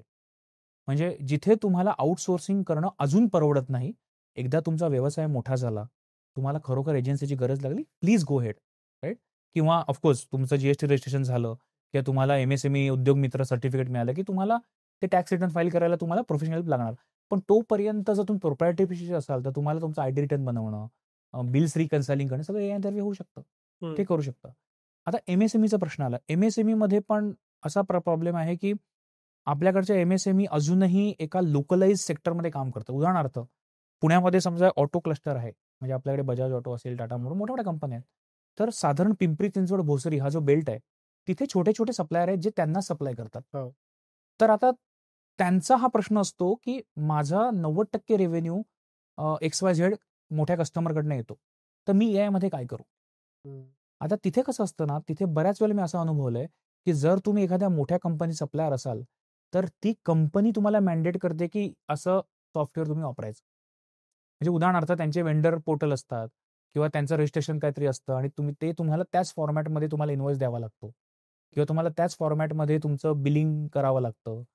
हे सगळं त्यांचे मॅन्डेट असतात. त्याच्यामुळे तिथे तुम्ही जास्त बाहेर जाऊन चालत नाही त्या नॉर्म्सच्या. कारण तुमचा 80-90% रेव्हेन्यू तिकडनं येतोय. परंतु जर तुम्ही ओपन असाल आणि तुम्हाला नवीन ग्राहक शोधायचे तर सेल्स तुम्हाला करायचं. आता सिंपल गोष्ट आहे.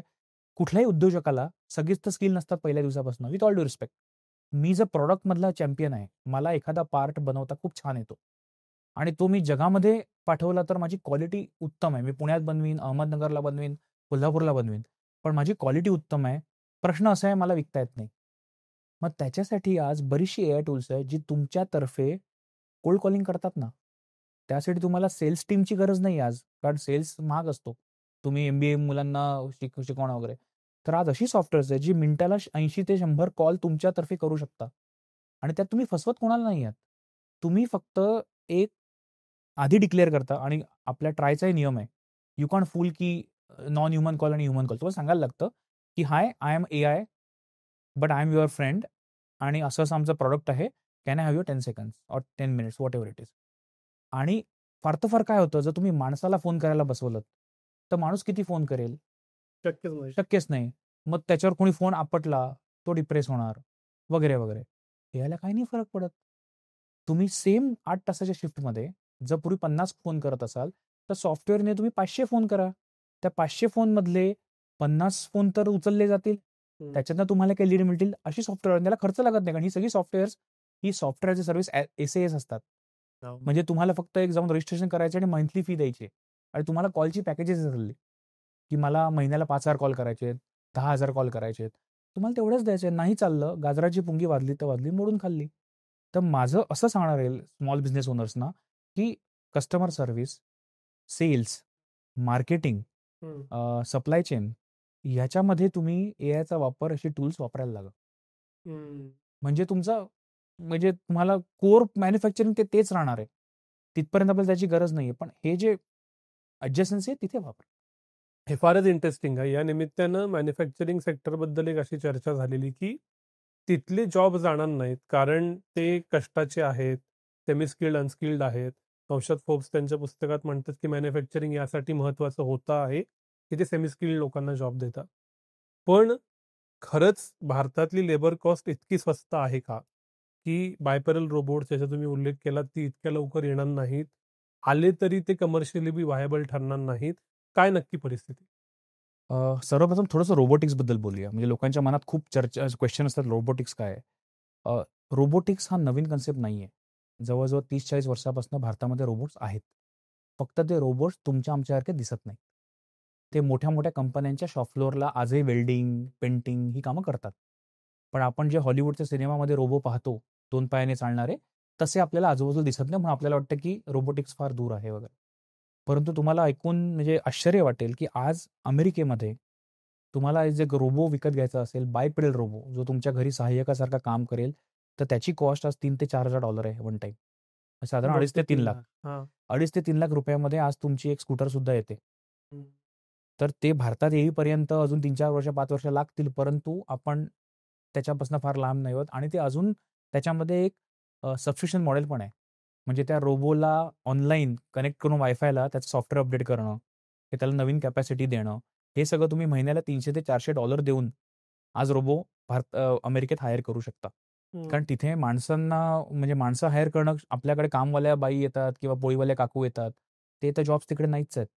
मग हाऊस हेल्प म्हणून जर मला एकदा 2.5 लाख देऊन महिन्याला ₹15,000-20,000 देऊन जर एक रोबो मिळणार असेल घरामध्ये कामाला, भांडी घासायला, कपडे धुवायला, मुलांना खेळवायला, गोष्टी सांगायला, तर का करू नये? कदाचित काही लोकांना कवी कल्पना वाटेल, काही लोकांना वाटेल मी काहीतरी बोलतोय. तुम्ही जाऊन सर्च करा Googleवर.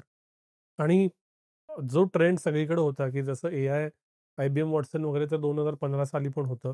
कॉस्ट कमी होत गेली. तशी याच्या कॉस्ट कमी होत जातील का? आणि मग आत्ता जे लोकं कमेंट करतील किंवा ज्या लोकांच्या चर्चा होईल, की 3 लाख आणि महिना 15,000 कुठल्या जगात आपण आहोत, ते कमी होणार आहे? ॲब्सोल्युटली. कारण एक राईट्सचा नियम म्हणून आहे. त्याच्यामध्ये असं म्हटलं जातं, की जितकं उत्पादन वाढतं, तुमची कॉस्ट कमी होते. म्हणजे आपण हे सोलर पॅनलचं पाहिलं. सोलर पॅनलचा तुम्ही स्टडी पाहिलात, तर सोलर पॅनलचं जागतिक उत्पादन जेव्हा डबल होतं, तेव्हा कॉस्ट 20% ने कमी होते. अच्छा. हा म्हणजे डेटा आहे, तुम्ही बघू शकता. तसंच कुठलीही टेक्नॉलॉजी म्हणजे पहिला Kodakने जो डिजिटल कॅमेरा काढला होता, तो काहीतरी 0.01 मेगापिक्सेलचा काहीतरी होता. आपल्या ह्या खोलीच्या साईजचा होता तो. 1976 का 78ला टेक्नॉलॉजी आली आणि त्याची किंमत काहीतरी $1,00,000 होती. आज मोबाईल कॅमेरामध्ये इतकं तुमचं हाय रिझोल्यूशन मेगापिक्सेल असतात, आपण विचारही करत नाही कॅमेऱ्याची किंमत काय आहे. त्याच्यामुळे कुठलीही टेक्नॉलॉजी जेव्हा पहिले सुरू होते, तेव्हा त्याची किंमत आणि आपण तुम्हाला जर आठवत असेल तर मागच्या पॉडकास्टमध्ये आपण बोललेलो ते 6 डीज ऑफ इनोव्हेशन. हो, डिमॉनिटायझेशन, डिमटेरियलायझेशन, डेमोक्रेटायझेशन हो. हे कुठल्याही टेक्नॉलॉजीला चुकलेलं नाहीये. त्याच्यामुळे आज जरी आपल्याला असं वाटतंय, की रोबोटिक्स हे फार म्हणजे सायन्स फिक्शन आहे, विज्ञान कथेत आहे.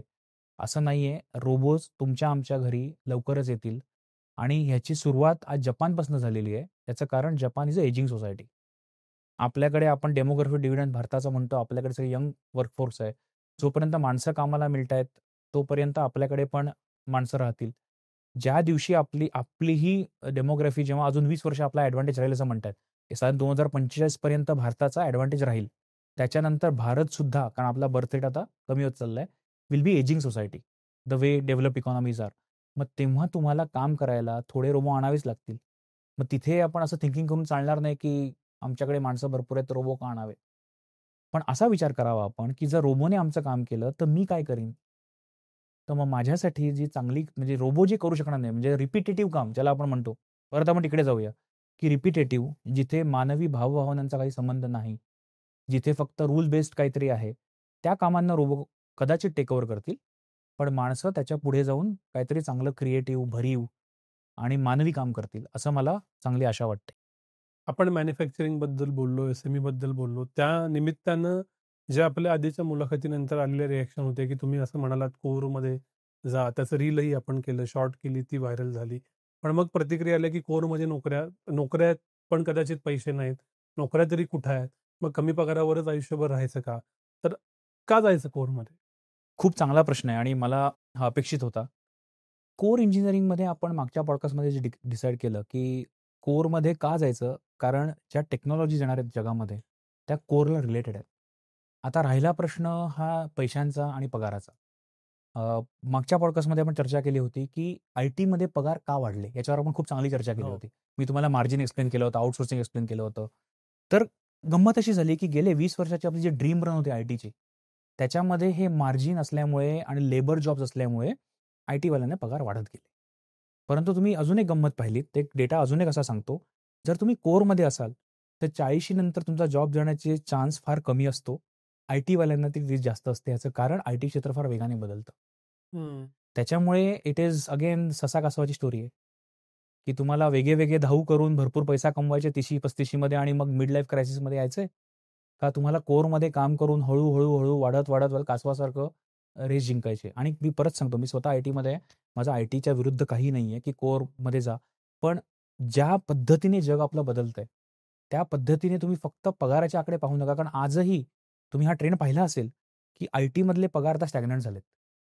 जो मोठा गॅप होता आय-टीचा आणि याचा, तो ऑफकोर्स वर्किंग कंडिशन आज स्टिल द सेम. म्हणजे जर कोण म्हणत असेल, की मला जसं मी मागे उल्लेख केला, की मला एसीमध्ये बसूनच काम करायचंय व्हर्सेस फॅक्टरीमध्ये जायचंय किंवा एखाद्या साईटवर जायचंय, तर त्याला माझं काहीच म्हणणं नाही. तो प्रत्येकाचा पर्सनल प्रश्न आहे.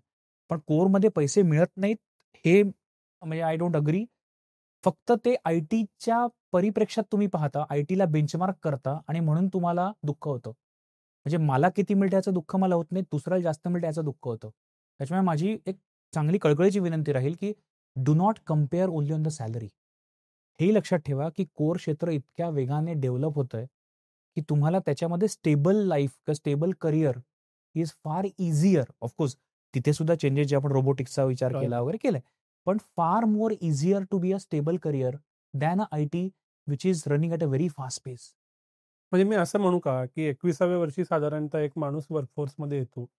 21 ते 60 मधला इन्कम अॅक्युमुलेट करायचा झाला, इन्क्लुडिंग इन्फ्लेशन, तर 60त कदाचित आयटी केलेला व्यक्ती आणि कोर केलेला व्यक्ती एकाच लेव्हलला असेल. ऑलमोस्ट. फक्त ससा कासवाची रेस आहे. मी परत सांगतो. तुम्ही जर खरोखर डेटा पाहिला, आजही चांगल्या कॉंग्लोमरेट्समधले, चांगल्या मॅन्युफॅक्चरिंग कंपन्यांमधले तुम्ही पगार पाहाल, की ज्यांनी 25-30 वर्ष सर्व्हिस केलेली आहे, तेही या चांगल्या रिस्पेक्टेबल पगारावर आहेत. फक्त जो 21 ते 30 हा जो कार्यकाळ आहे, ज्याच्यामध्ये आपल्या बॅचमेट्सना पटकन अमेरिकेची संधी मिळाली, डॉलरमध्ये कमवलं, मग त्याला 85ने गुणून माझा पगार कमी आहे, मी खस्ता खायच्या का? हा थोडासा वाटतो, कारण तो एक्सपोनेन्शियल कर्व्ह नाहीये. कोरमध्ये तुमचं पण इन्कम हळूहळू वाढतं, तुमचा एक्सपिरियन्स वाढतो आणि मी जसं मागे म्हणालो होतो, की एक्सपिरियन्स तुमचा इतका इररिप्लेसेबल होतो, की तो 25 वर्ष सिव्हिलमध्ये काम केलेला माणूस, उन्हाळे पावसाळे पाहिलेला माणूस, it is steel very important than a 25 years experience coder. कारण कोडिंग एआय करू शकतं, पण accountability of signing on the document of that तो ब्रिज राहील. परवा काय झालं आपण पाहिलं. It's very important. हा जो कोडिंगचा तुम्ही म्हणालात त्याच्यातनं एक प्रश्न असा आलेला, की after 40 if you want to get on the ladder of growth, तर तुम्हाला मॅनेजरियल रोल लागतात. किती टेकलीड असणार, टेकलीडपेक्षा मॅनेजरियल रोल जास्त असतात. पण प्रत्येक कोडरला मॅनेजमेंट जमतीच असं नाही. बरोबर. कोडिंग स्किलसाठी तो कोडर बनला, त्याच्या पॅशनसाठी. पीपल स्किल त्याच्याकडे असतीलच असं नाही. तर समजा मॅनेजरियल रोल घ्यायचाच नसेल, तर कोडरची ग्रोथ संपती का? कोडरची कोडर म्हणून ग्रोथ संपू शकते, पण कोडिंग करिअरमधनं सुद्धा तुम्ही प्रॉडक्ट मॅनेजर बनू शकता. तुम्ही रिसर्चर बनू शकता. म्हणजे आजही तुम्ही जर ती बातमी पाहिली असेल, तर मेटाने म्हणजे मार्क झुकरबर्गने जगातल्या सर्वात चांगल्या सायंटिस्टना, एआय सायंटिस्टना $100 मिलियन ऑफर दिली, की तुम्ही माझ्याकडे या, मी तुम्हाला $100 मिलियन देतो. 850 कोटी रुपये. आणि हे सगळेजण एआय कोडरच आहेत, ज्यांनी एआयमध्ये आयुष्य काढलंय. त्याच्यामुळे कोडिंग वाईट, मॅनेजरियल चांगलं असं काही नसतं. जस्ट दॅट तुम्ही तेच काम 25 वर्ष करताय, तर त्या कामाची उपयुक्तता संपते. कारण कुठलं तरी टूल येतं, कुठलं तरी एआय येतं, ते तुमचं उपयुक्तता कमी करतं. परंतु तुम्हाला टेक्नॉलॉजीमध्ये करायचं असेल, तर थोडंसं रिसर्चमध्ये पिव्होट करणं किंवा प्रॉडक्ट मॅनेजमेंटमध्ये पिव्होट करणं किंवा टेक्निकल लिडरशिपमध्ये जाणं. म्हणजे इंजिनिअरिंग मॅनेजरचे रोल्स आता खूप आहेत. आपण जीसीसीचा उल्लेख जो केला, तर तिथे इंजिनिअरिंग मॅनेजरचे रोल खूप आहेत किंवा व्हीपी इंजिनिअरिंग पण आहेत, की ज्यांना अजूनही प्रॉडक्ट डेव्हलप करायचं इथे बसून, ज्यांना कोर इंजिनिअरिंग जॉब्स करायचे, त्यांना टीम मॅनेजमेंट आहे, पण काम काढून घेण्याएवढंच आहे. त्यांना प्रत्येकाला काय जाऊन प्रेझेंटेशन नाही द्यायचे सेल्समध्ये. ते काही लोकांना नाही आवडत. That's okay. त्यांची पर्सनॅलिटी नसते. पण तुम्ही तुमच्या जबाबदारीवर जर मोठे झाला असाल, तर कधी ना कधी टीम मॅनेजमेंट येणार. Unless you are that mad scientist, की माझ्या लॅबमध्ये मी स्वतः रिसर्च करतो, मला कोणाची जबाबदारी नको. तर थोडंसं पीपल मॅनेजमेंट, कोलॅबरेशन, लीडरशिप हे तुम्हाला शिकावंच लागेल. पण अगदी मॅनेजमेंट ट्रॅकवर जाऊन जनरल मॅनेजर बनणं किंवा सेल्स व्हीपी बनणं ह्याची गरज नाहीये. तुम्ही इंजिनिअरिंगमध्ये VP engineering, senior VP engineering, product leader किंवा व्हीपी प्रॉडक्ट, म्हणजे बऱ्याचशा टेक्नॉलॉजी कंपनीचे असे रोल्स आहेत, की जे कोर प्रॉडक्ट बनवतात आणि मग सेल्सवाले ते विकतात जाऊन. तिथे तुमचे कोडिंग स्किल्स आर इम्पॉर्टंट. कारण तुम्हालाच जर कोडिंग येत नसेल, तर तुम्ही टीमला समजावणार काय? तर तसा थोडासा विचार करा, की कोडिंग इज नॉट डेड. कोडिंगचं नॉलेज प्रत्येकाला हवंय. मी मागच्या एका माझ्या इंटरव्ह्यूमध्ये म्हटलं होतं, की coding is also going to be a life skill, but not to earn your money, to understand what AI is doing. जसं आज मी कॅल्क्युलेटरवर जर 2 घेऊन 2 केलं, तर मला जर 2चा पाढा येत नसेल, तर 4 उत्तर बरोबर आहे कसं कळणार? कॉम्प्युटर भले कोड लिहिलं माझ्यासाठी, पण मला बेसिक सिंटॅक्सच कळत नाहीये. तर काय होणार? मग त्या कॉम्प्युटरचा फायदा काय? म्हणून कोडिंग नक्की शिका. त्याच्यावर अवलंबून राहू नका. पण याचं तुम्ही म्हणजे हे पुढे नेलं तर कोडिंग हे सुद्धा लाईफ स्किल आहे. Absolutely. At least thinking behind coding. Languages are immaterial. म्हणजे मला जावा कोडिंग येतं का पायथन कोडिंग येतं का स्क्रॅचमध्ये माझी ती मुलं ब्लॉक लावतात तसं, दॅट्स अ इरिलेव्हंट थिंग. पण कोडिंगच्या मागचं अगेन थिंकिंग, जसं मी सृजनशीलतेचं म्हणालो, क्रिएटिव्हिटीचं, त्याच्या मागचं थिंकिंग. आपण कोडिंग म्हणजे आउटपुटचा विचार करतो, की मला जावा येतं, मी जावामध्ये सर्टिफिकेशन्स केलेत, मी पायथनमध्ये भरपूर प्रोग्राम लिहिलेत, विच इज ओके. पण कुठल्याही कोडिंग लँग्वेजमध्ये देअर इज अ थिंकिंग. आपण जे शाळेत फ्लोचार्ट शिकलो, त्या फ्लोचार्टची कोडिंग लँग्वेज म्हणते. ते थिंकिंग तुमचं राहिलं पाहिजे. भले तुम्हाला ॲक्च्युअल कोड करून कंपाईल करून त्याचं एक्झिक्युशन करता येत नसेल, दॅट इज ओके. ते तुम्ही लिहून इंग्लिशमध्ये मला काय पाहिजे करून आज कुठलंही कोडेक्ससारखं ॲप तुम्हाला कोड बनवून देतं. थिंकिंग शिका. आपण कोडिंगमध्ये ॲक्च्युअल टायपिंगला जास्त महत्त्व देतो. Typing is going to be replace by AI. Thinking still humans. Support functions like HR त्यांचं काय होणार याच्याबद्दल खूप लोकांनी विचारलेलं. फिनान्स बद्दल लोकांनी विचारलेलं. तर ह्या ज्या कॅटेगरीज आहेत, ॲडमिनिस्ट्रेटिव्ह वर्क, HR आणि फिनान्स, ह्यांच्यावरती as a career and as an individual कसं AI परिणाम करतं? ज्या टास्क रिपिटेटिव्ह आहेत, मी परत परत तेच सांगतो, की फायनान्स आपण विचार केला, तर फायनान्समध्ये जर आपण एका माणसाला बसवलं आहे, की इनव्हॉइस वाच आणि पंचिंग कर, तर त्याच्यामध्ये there is nothing called as job. It is a task. ती टास्क ऑटोमेट होऊ शकते. किंवा HR आपण जो मगाशी उल्लेख केला रिझ्यूम स्क्रीनिंगचा, एक 15 वर्षापूर्वी माणसंच रिझ्यूम वाचायची ना. आपण ते पोस्टाने पाठवायचो. मला आठवतंय मी जेव्हा करिअर चालू केलं, त्या पोस्टाच्या पाकिटात घालून कव्हर लेटर सकट आपण लोकांना रिझ्यूम द्यायचो. त्या कुठल्या फेअरला, करिअर फेअरला गेलं तर 10 प्रिंटआउट मारून आणा सांगायचे ते, आणि प्रत्येक स्टॉलला जाऊन आपला रिझ्यूम द्यायचा. पण आता जे वाचणं होतं ते आता AI टूल्स करता. आपली चर्चा झाली आत्ता. तर जिथे-जिथे रिपिटेटिव्ह काम आहे, जिथे-जिथे तुम्हाला व्हॅल्यू एडिशन, मानवाची व्हॅल्यू एडिशन काहीच नाहीये, ते टास्क ऑटोमेट होणार आणि आपण तयार राहिलं पाहिजे. परंतु जिथे-जिथे मानवी विश्लेषण लागतं, किंवा ज्याला आपण सिंथेसिस म्हणतो, ते पण लागतं, ते जॉब्स राहतील. म्हणजे उदाहरणार्थ HRमध्ये रिक्रुटमेंट, इंटरव्ह्यू सुद्धा आता हल्ली एआयवरून होतात.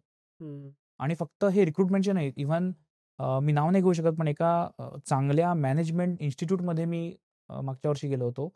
त्यांनी त्यांची सगळे इंटरव्ह्यूज एआयने घेतले. म्हणजे जे सिलेक्ट होतात रिटन टेस्ट, एआयने घेतले त्यांनी. कारण ते म्हणतात बायस निघून जातो, की एखाद्या माणसाने इंटरव्ह्यू घेणं आणि एआयने घेणं, बायस निघून जातो. आणि ते एआय टेलर करतं, म्हणजे तुमच्या प्रश्नानुसार प्रश्न बदलत जातात. म्हणजे असं एक नुसता प्रश्न उत्तर घेऊन बसत नाही. तर हे जे जॉब्स आहेत, की जिथे मला तेच प्रश्न विचारायचे आहेत, माझी एक लिस्ट आहे आणि मला स्कोरिंग करायचं आहे, ते एआय नक्की घेणार. परंतु HRमध्ये जर मला लेबर रिलेशनशिप्स आहेत, म्हणजे मला मानवांच्या भावभावना समजून त्यांचं करिअर प्लॅनिंग, त्यांचे एम्पॅथेटिक काय प्रॉब्लेम्स असतील किंवा त्यांना मोटिवेट करणं असेल, ते जॉब्स HRमध्ये सुद्धा राहणार आहेत. ते जॉब जाणार नाहीयेत. किंवा ॲडमिनिस्ट्रेशनमध्ये सुद्धा आजच तुम्ही पाहिलं असेल, पूर्वी असं होतं की प्रत्येक बॉसला एक सेक्रेटरी असायचे. आता तोही कन्सेप्ट निघालाय, की आपल्या ऑफिसामध्ये सरकारी शिपाई असायचे, की जे फक्त इकडनं फाईल तिथे नेऊन द्यायचे. विथ ऑल ड्यू रिस्पेक्ट, त्या कामाला तेव्हा महत्त्व होतं. पण आता ईमेल आलं तर फाईलचा प्रवास थांबला, टेबलावरनं होणारा. मग असे जे रिपिटेटिव्ह जॉब, तर प्रत्येकाला मी अशी विनंती करीन, म्हणजे मी परत सांगतो, कोणाच्या नोकऱ्या जाव्यात, कोणाला त्रास व्हावा, ही माझी काही इच्छा नाहीये. परंतु मी महाराष्ट्राला समजायचा प्रयत्न करतोय, की वेळीच जागे व्हा. जर माझी टास्क रिपिटेटिव्ह आहे, ज्याच्यामध्ये नवीन काही नसतं, तर ती ऑटोमेट होणार आणि एखादं टूल किंवा एआय ती घेणार, आणि त्याच्यामध्ये रॉंग काहीच नाहीये. ट्रॅक्टरचं बघा ना, नांगरणीमध्ये बैलांचा नांगर होता, पहिले माणसं करायची. आता फक्त जर मला ह्या टोकापासून शेत त्या टोकापर्यंत नांगरायचंय आणि ते ट्रॅक्टर जर फास्ट करतं, तर मी ट्रॅक्टर का नाही घेणार? आपल्या शेतकऱ्यांनी घेतलेलं आहे ना. त्याच्यामुळे निगेटिव्हली बघू नये, की जॉब जाणार. जॉब चेंज होणार. तुम्ही त्याच्यावरती काय शिकाल हे महत्वाचं. तुम्ही बायसचा उल्लेख केलात म्हणून मी जॉब्स आणि बायस या थोड्या ब्रॉडर विषयाकडे येतो, की स्किल आणि डिग्रीतला बायस. उदाहरणार्थ, स्किल बेस्ड हायरिंग होत नाही, पण विशिष्ट कॉलेजमधली डिग्री असेल तर त्याचा बायस असतो. किंवा डिग्री इन्फ्लेशन नावाची कॉन्सेप्ट आली, की एकावर दुसरी, दुसऱ्यावर तिसरी, मग ते लिंक्डइनवर अत्यंत फ्लॉवरी भाषेत डिग्रीबद्दल लिहायचं, मग तुम्हाला जॉब मिळायची प्रोबॅबिलिटी वाढते. तर खरंच डिग्री बेस्ड हायरिंग हा बायस आहे का? त्याचा फ्युचर काय आहे? आणि आपण किती बोललो तरी स्किल बेस्ड हायरिंग होत नाही का?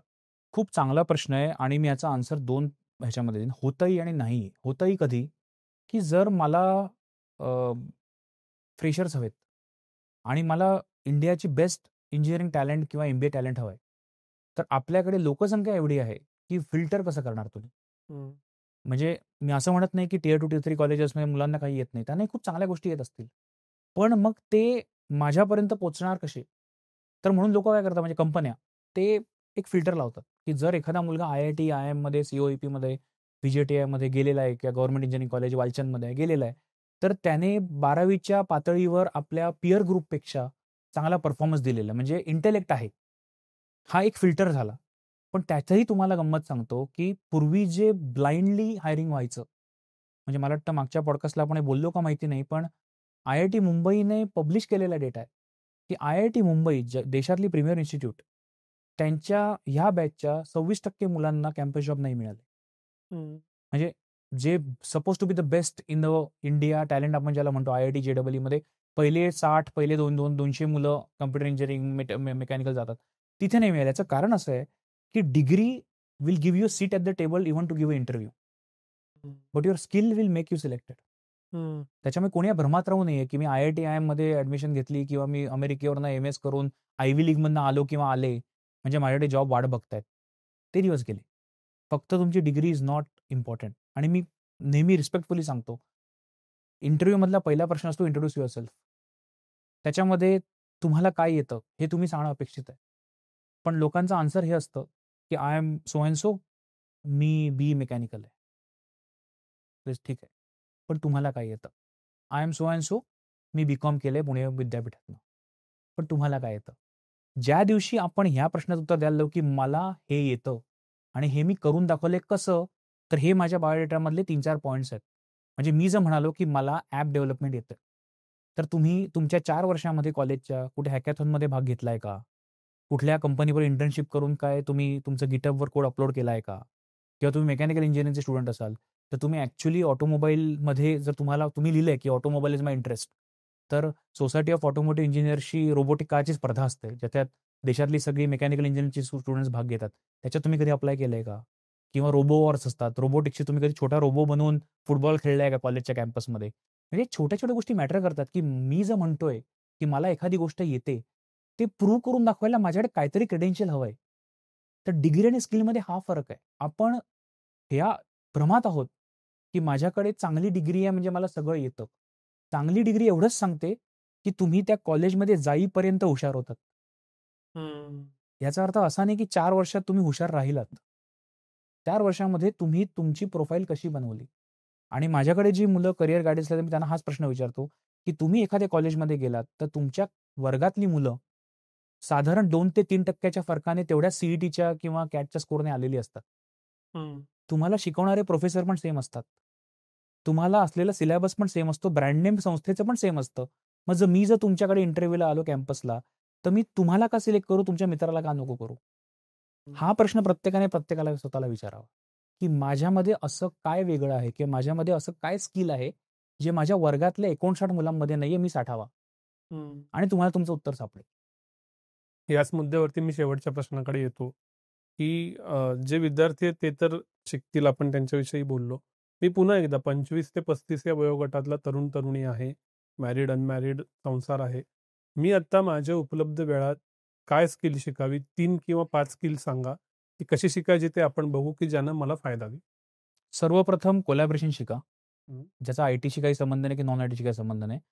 कोलॅबोरेशन, नेटवर्किंग शिका आणि त्यासाठी तुम्हाला कोर्स करायची गरज नाही. त्यासाठी फक्त तुमच्या घराच्या आणि कार्यालयाच्या बाहेर पूर्ण समाजात मिसळा. तुमचं नेटवर्क बनवा. That is the first skill. दुसरं स्किल आहे क्रिएटिव्हिटी वाढवा स्वतःची. आणि मी जेव्हा क्रिएटिव्हिटी म्हणतो, मी त्याचे डेफिनेशन पण सांगतो. क्रिएटिव्हिटी किंवा सर्जनशीलता म्हणजे चित्र काढणं, नृत्य करणं, गाणं लिहिणं एवढीच नाही. त्याच्या मागची थिंकिंग प्रोसेस. का? परत आपण प्रॉम्प्टिंगकडे जाऊ. जर उद्याचं जग तसं आज कॅल्क्युलेटरने कॅल्क्युलेशन करणं समाजमान्य झालंय, तसं कदाचित उद्याच्या जगामध्ये डिजिटल आर्ट समाजमान्य होईल. आजही चित्रकारांना आपण म्हणतो, की हाताने काढलेल्या चित्राची तुलना नाही होऊ शकत. ही तपस्या असते. पण उद्या जर डिजिटल जग होणार असेल, तर मला क्रिएटिव्हिटी अशी पाहिजे, की जी मी लोकांना शब्दात सांगू शकीन. मग ती माणसं असतील किंवा AI असेल. हे दुसरं स्किल शिका. तिसरं स्किल थोडंसं तांत्रिक आहे. बेसिक्स ऑफ सायबर सिक्युरिटी प्रत्येकाला आली पाहिजे. ओके. याचं कारण आत्ता आपण जी चर्चा केली, की AIला काय डेटा द्यायचा, AIला काय डेटा द्यायचा नाही किंवा रिस्पॉन्सिबल AI म्हणजे काय? म्हणजे उदाहरणार्थ बऱ्याचशा ठिकाणी असं होतं, की आपण काहीतरी विचित्र प्रॉम्प्ट देतो आणि ते इल्लीगल आहे, अनएथिकल आहे आणि तुम्हीच अडकता कारण तुमच्या सगळ्या हिस्ट्रीमध्ये ते आहे आणि तुमचा डेटा मिसयूज होऊ शकतो. तर सायबर सिक्युरिटी अगेन प्रत्येकाला काय सर्टिफाईड सायबर सिक्युरिटी अनालिस्ट व्हायची गरज नाहीये, पण बेसिक फंडामेंटल्स. मग तुम्ही सायबर फ्रॉडमधनं पण वाचाल. चौथं, how to use AI in your own job किंवा ओन बिझनेस. आणि त्याच्यासाठी तुम्हाला जी टूल्स करता येतील ती प्लीज शिका. आणि त्याच्यासाठी मला म्हणजे मी काही कॉमेंट वाचवतो आपल्या मागच्या पॉडकास्टमध्ये, की चिन्मय सर म्हणतात हे शिका ते शिका, पैसे कोण देणार? मी परत मुद्दा सांगतो, शिकणं आज फ्री आहे. तुम्ही युट्यूबमधनं शिका, तुम्ही पुस्तकातून शिका, तुम्ही ओपन कोर्सवरमधनं शिका, पण शिकणं आज फ्री आहे. शिकायसाठी पैसे लागत नाहीत. आणि नुसतं सर्टिफिकेशन करून जॉब मिळण्याची अपेक्षा करू नका. अगेन, सर्टिफिकेशन करून तुम्हाला टेबलवर जागा मिळेल. People may give you credentials to call you for interview. Interview तुम्हालाच पास करायचा.